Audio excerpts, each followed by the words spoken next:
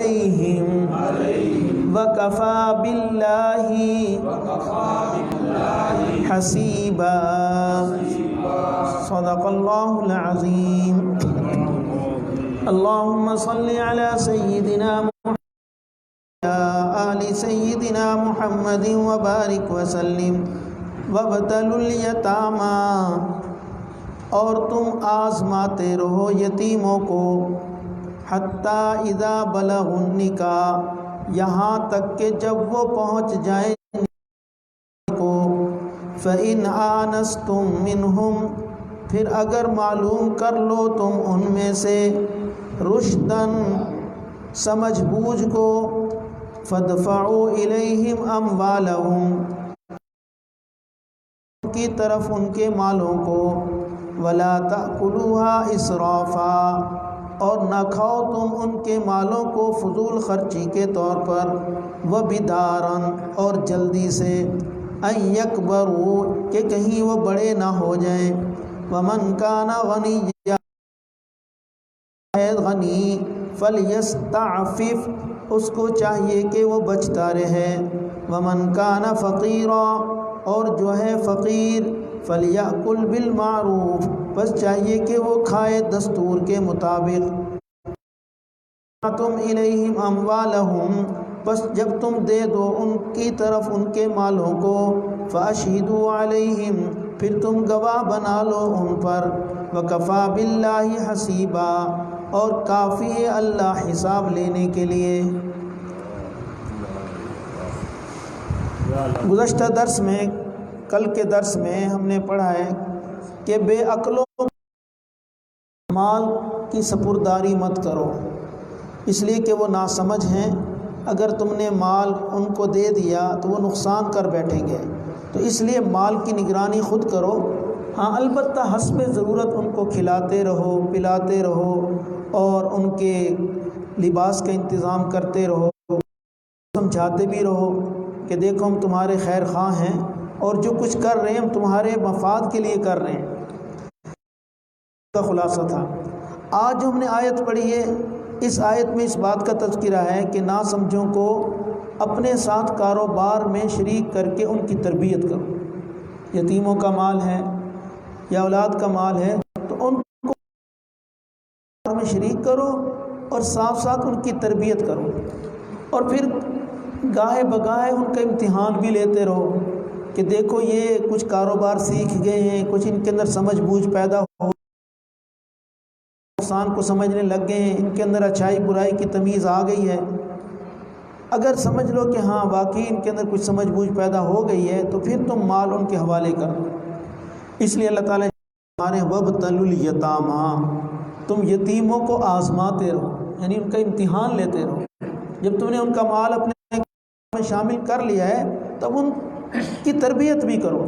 ظاہر ہے جب تربیت کرو گے تو امتحان لو گے، اور اگر تربیت ہی نہیں کی، ان کو سمجھایا ہی نہیں، ان کو کاروبار سکھایا ہی نہیں، پھر تو امتحان لینے کا کوئی مطلب ہی نہیں ہے۔ امتحان اور آزمائش تبھی ہوگی کہ جب تم ان کی تربیت کرو گے۔ اس لیے اللہ فرما رہے ہیں وابتلوا الیتامی، تم آزماتے رہو یتیموں کو، ان کے امتحان لیتے رہو۔ کب تک؟ حتی اذا بلغوا النکاح، یہاں تک کہ جب وہ پہنچ جائیں نکاح کی عمر کو، نکاح کی عمر کو پہنچ جائیں، یعنی وہ بالغ ہو جائیں، بلوغت کی عمر۔ یہاں تو الفاظ آئے کہ نکاح کی عمر کو پہنچ جاؤ، ظاہر نکاح کی عمر سے مراد یہ ہے کہ جب بالغ ہو جائیں، اور سن بلوغت یہ کس عمر؟ فقہا کا اختلاف ہے، امام شافعی، امام مالک، امام محمد، یہ حضرات فرماتے ہیں کہ نکاح کی عمر جو ہے وہ تب ہوتی ہے جب انسان سن بلوغت کو پہنچ جائے، اور سن بلوغت کب ہوتا ہے کہ 15 سال کی عمر کی نشانی ہوتی ہے۔ عورت کو حیض آ جائے، یا عورت کو بھی احتلام ہو جائے، یا لڑکا ہے اس کو احتلام ہو جائے، تو سمجھو پھر تو یہ بالغ ہو گئے۔ احتلام نہیں ہوا یا لڑکی کو حیض نہیں آیا رہا، اب اس کی سن بلوغت کی عمر کتنی ہوگی؟ اب 15 سال ہوگی۔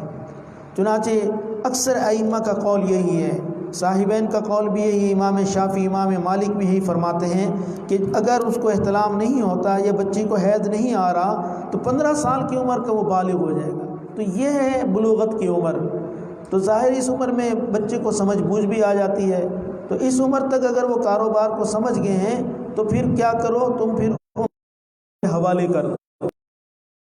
فَإِنْ آنَسْتُم مِّنْهُمْ رُشْدًا، پس اگر تم معلوم کر لو ان سے رشدہ سمجھ کو، اگر تمہیں اندازہ ہو جائے واقعی اب کاروبار کو سمجھ گئے ہیں، اب یہ سمجھدار ہو چکے ہیں، فَادْفَعُوا إِلَيْهِمْ أَمْوَالَهُمْ، پھر تم دے دو ان کے مال ان کو۔ اب جو ان کا مال تھا اب ان کے حوالے کر دو کہ دیکھو یہ تمہارا مال تھا اور ہم نے اتنا کمایا ہے، اب یہ تمہارا مال تمہارے حوالے کر رہے ہیں، اب تم خود اپنے کاروبار کو سنبھالو۔ وَلَا تَأْكُلُوهَا إِسْرَافًا وَبِدَارًا، اور آگے اللہ تعالیٰ نے خاص یتیموں کے ان کو خاص طور پہ یہ ہدایت کی ہے کہ دیکھو مال ان کے حوالے کرنا ہے، لیکن مال ان کے حوالے کرنے سے پہلے ایسا نہ کرنا کہ ان کا مال فضول خرچی میں اڑا دو۔ وَلَا تَأْكُلُوهَا میں شریک کیا ہے، اب ایسا نہ ہو کہ خرچے سارے ان پہ ڈالے جاؤ اور نفع میں تم برابر کی شریک کر لو، یا ان کو نفع کم دو اور خود نفع زیادہ رکھ لو، یا اسی ان کو کاروبار میں شریک کیا ہے، اب اگر ان کے کام سے جا رہے ہیں، ظاہر تجارت کے کام سے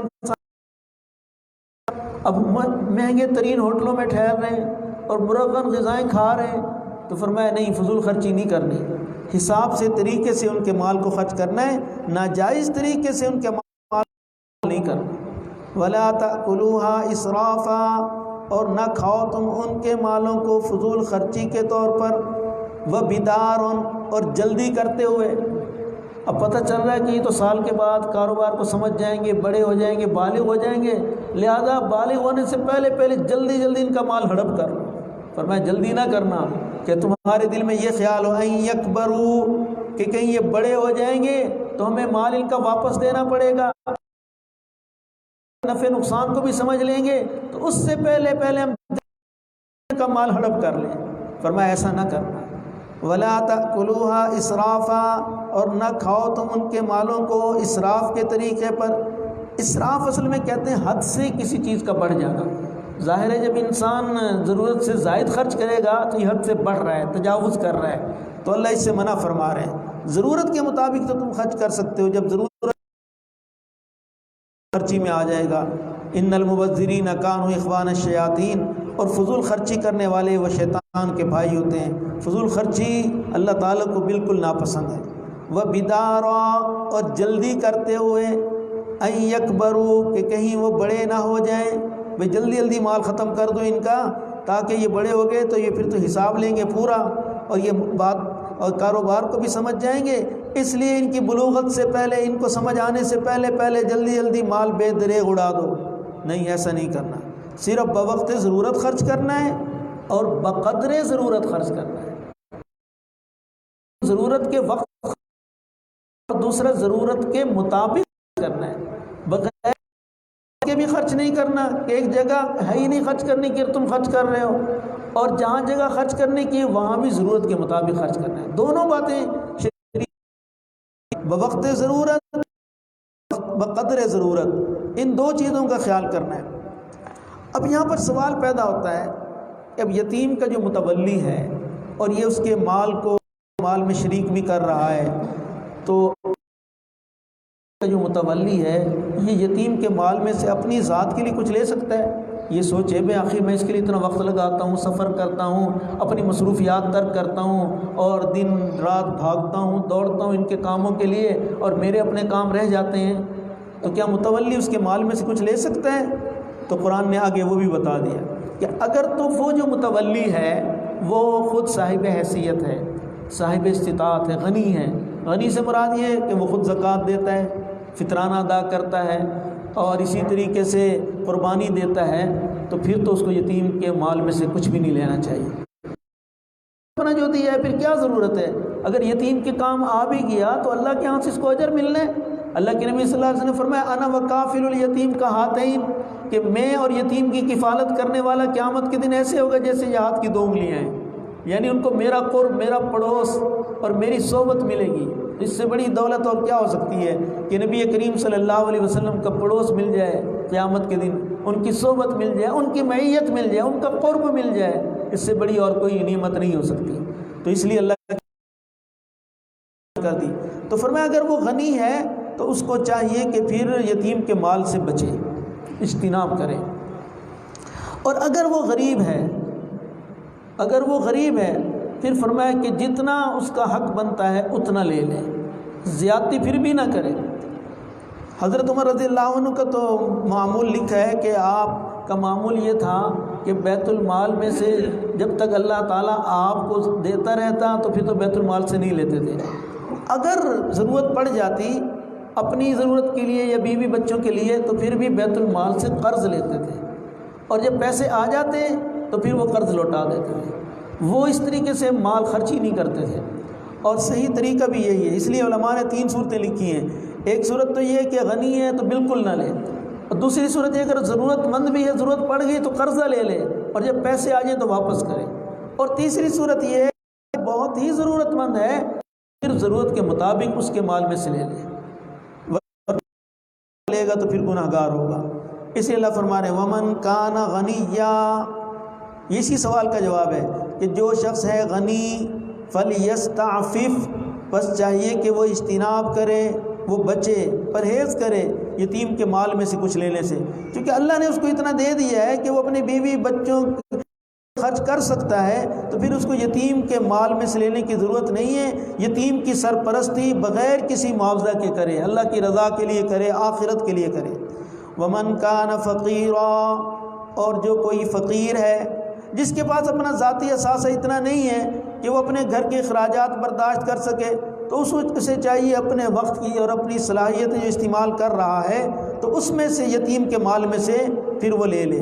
ومن کان فقیرا، اور جو فقیر ہے فلیأکل، بس چاہیے کہ وہ کھائے معروف طریقے سے، دستور کے مطابق، اپنا معاوضہ لے لیکن دستور کے مطابق لے، ایسا نہ ہو محنت کم ہو اور پیسے زیادہ لے رہا ہو، یا یتیم کے مال کو لوٹ رہا ہو، نہیں، ناجائز طریقے سے نہ لے، جتنی اس کی ضرورت ہے اس کے مطابق لے لے۔ اگر ناجائز طریقے سے لے گا تو قیامت کے دن پھر اس کا مواخذہ ہوگا۔ اس لیے معارف القرآن میں مفتی اعظم پاکستان حضرت مولانا مفتی محمد شفیع رحمۃ اللہ علیہ وہ فرماتے ہیں کہ اس آیت سے عام قانون بھی سمجھ میں آ رہا ہے کہ صرف یہی نہیں کہ تم نے یتیم کے مال کے سلسلے میں اس طرح نہیں ہے، بلکہ کہیں بھی کوئی قومی ادارہ ہے یا ملکی ادارہ ہے اور تم اس میں خدمات سر انجام دے رہے ہو، اپنی ضرورت کے بقدر وہاں سے تم اپنی ضرورت کے مطابق خرچہ لے لو۔ زائد اگر کرو گے یا فضولیات میں استعمال کرو گے تو یہ ناجائز ہوگا۔ جیسے محکمہ اوقاف ہے، تعلیمی ادارے ہیں، یہ جتنے بھی اجتماعی چیزیں ہیں یا قومی ادارے ہیں، ان میں بھی اگر انسان کو اللہ تعالیٰ نے اپنے ذاتی اثاثے دیے ہیں تو پھر ان کی خدمات بھی اللہ کی رضا کے لیے کرے۔ ہاں اگر اپنا ذاتی اثاثہ نہیں ہے تو ظاہر ہے گھر بار کا خرچہ چلانا ہے، بیوی بچے ہیں، تو پھر اس میں بھی معاوضہ لے لیکن اپنی ضرورت کے مطابق، فضولیات میں خرچ نہ کرے۔ ومن کان غنیا فلیستعفف، جو تم میں سے غنی ہے اس کو چاہیے کہ وہ بچے، اپنا دامن کو بچا لے، زیادتی نہ کر جائے کہیں۔ ومن کان فقیرا فلیأکل بالمعروف، اور جو غریب ہے اس کو چاہیے دستور کے مطابق لے لے۔ اسراف سے ہر حال میں منع کیا گیا ہے۔ کل کے درس میں ہم نے پڑھا کہ بے عقلوں کو مال نہ دو، کیونکہ وہ ان کے پاس سمجھ نہیں ہے، اگر تم مال دے دو گے تو وہ ظاہر ضائع کر بیٹھیں گے، اسی لیے نہیں اسی لیے حکم دیا ہے کہ ان کو نہ دو تاکہ مال ضائع نہ ہو۔ تو اگر یتیم ہے تو اس کے مال کی جو اجازت دی گئی ہے، تم اگر ان کی خدمت کر رہے ہو اور ان کے مال میں سے بھی لے رہے ہو تو ضرورت کے مطابق، تو تم بھی اسراف میں داخل ہو جاؤ گے، تم بھی زیادتی کرنے والوں میں شامل ہو جاؤ گے۔ تو اس لیے اللہ تعالیٰ نے ہمیں واضح طور پر یہ بات سمجھا دی ہے کہ اگر تم غنی ہو، تمہیں ضرورت نہیں ہے، پھر چھوڑ دو، اور اگر تم مستحق ہو اور سمجھتے ہو کہ ہمارا اس کے بغیر گزارا نہیں ہے تو پھر اتنا لے لو جتنی ضرورت ہے۔ فَإِذَا دَفَعْتُمْ إِلَيْهِمْ أَمْوَالَهُمْ، پس جب تم دفع کر دو ان کی طرف ان کے مالوں کو، فَأَشْهِدُوا عَلَيْهِمْ، پھر تم گواہ بناؤ ان پر۔ ہاں اب تم نے ان کے مال سے تجارت شروع کی، کاروبار میں شامل کر لیا، اب وہ بڑے ہو گئے، کاروبار کو الگ کرنا چاہتے ہو تو اب کیا کرو، جب ان کو مال ان کے سونپ رہے ہو تو گواہ بنو، تاکہ کل کو کوئی پریشانی نہ ہو۔ کل کو یتیم کہہ دیے تو ہمارا اتنا مال کھا گئے، ہمارا تو اتنا پیسہ بنتا تھا، انہوں نے اتنا دیا ہے. تو اس لیے گواہ بنا کر پھر مال ان کے حوالے کرو، اور جب ان سے مال لے رہے ہو تب بھی گواہ بناؤ. ہم نے سورۃ بقرہ کے آخر میں بھی پڑھا، اللہ تعالیٰ نے وہاں بھی بڑا واضح ہمیں یہ حکم دیا کہ جب بھی کرو فاستشہدوا شہیدین من رجالکم، تم مردوں میں سے گواہ بنا لو. فإن لم یکونا رجلین، اور اگر 2 مرد نہ ہو تو 1 مرد اور 2 عورتیں گواہ بناؤ. یہ اللہ تعالیٰ نے سورۃ بقرہ کے آخر میں لین دین کے معاملات میں ہمیں گواہ بنانے کا حکم دیا تھا. اور یہاں بھی یہی اللہ تعالیٰ فرما رہے ہیں کہ جب یتیموں سے مال لے رہے ہو اس وقت بھی گواہ بناؤ، تاکہ سب کو پتہ اتنا پیسہ تھا ان کا. اور جب واپس دے رہے ہو تو تب بھی گواہ بنا کر دو، کہیں ایسا نہ ہو کہ ہم سے لیا تو اتنا تھا اور ہمیں جا رہا ہے، تاکہ کل کو لڑائی جھگڑا پیدا نہ ہو، بدمزگی پیدا نہ ہو. تو اس لیے اللہ تعالیٰ یہ حکم دے رہے ہیں فَإِذَا دَفَعْتُمْ إِلَيْهِ، بس جب تم ان کا مال ان کو واپس کرو، فَأَشْهِدُوا عَلَيْهِمْ، پھر تم گواہ بنا لو ان پر. ان کے قبضے میں مال دے رہے ہو تو گواہ بنا لو. وَكَفَى بِاللَّهِ حَسِيبًا، اور اگر کوئی تم میں سے ہمارے اس قانون کی پاسداری نہیں کرے گا، گواہ نہیں بنانا چاہتا اور مال کو ہڑپ کرنا چاہ رہا ہے اس لیے گواہ نہیں بنا رہا، تو اللہ فرمانے کوئی بات نہیں، دنیا کے قانون سے تو بچ جائے گا لیکن آخرت میں تو اس نے آنا ہمارے پاس ہی ہے. تو اللہ فرمانے پھر ہم حساب لیں گے کہ یتیم کا پیسہ، یتیم کا مال واپس کرنا تھا اور تم نے واپس کم کیا ہے.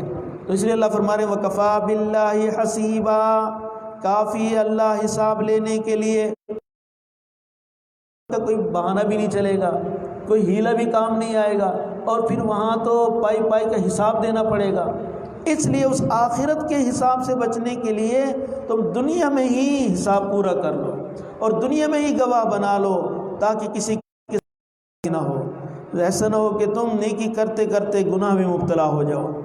دیکھیے وَابْتَلُوا الْيَتَامَىٰ حَتَّىٰ إِذَا بَلَغُوا النِّكَاحَ، اور تم امتحان لیتے رہو، آزماتے رہو یتیموں کو، حتیٰ اذا بلغوا النکاح، یہاں تک کہ جب وہ پہنچ جائیں نکاح کی عمر کو. فإن آنستم منہم رشدا، بس اگر تم معلوم کر لو ان کے بارے میں رشدن سمجھ کو، فادفعوا الیہم، پھر تم دے دو ان کے مال ان کو. ولا تأکلوها اسرافا، اور نہ کھاؤ تم ان کے مالوں کو فضول خرچی کے طور پر. وبدارا، اور جلدی کرتے ہوئے. ان یکبروا، یہ کہ کہیں وہ بڑے نہ ہو جائیں. ومن کان غنیا، اور جو ہے تم میں سے دولت مند، فلیستعفف، اس کو چاہیے کہ وہ یتیم کے مال سے بچتا رہے. ومن کان فقیرا، اور جو ہے تم میں سے غریب فقیر، فلیأکل بالمعروف، بس چاہیے کہ وہ دستور کے مطابق یعنی ضرورت کے مطابق. فَإِذَا دَفَعْتُمْ إِلَيْهِمْ أَمْوَالَهُمْ، بس جب تم دفع کر دو، دے دو ان کے مال ان کو. فَأَشْهِدُوا عَلَيْهِمْ، پھر تم گواہ بنا لو ان پر. اور کافی ہے اللہ حساب لینے والا ہے. الحمدللہ رب العالمین. اللہم انت السلام و منک السلام، تبارک ربنا و تعالی.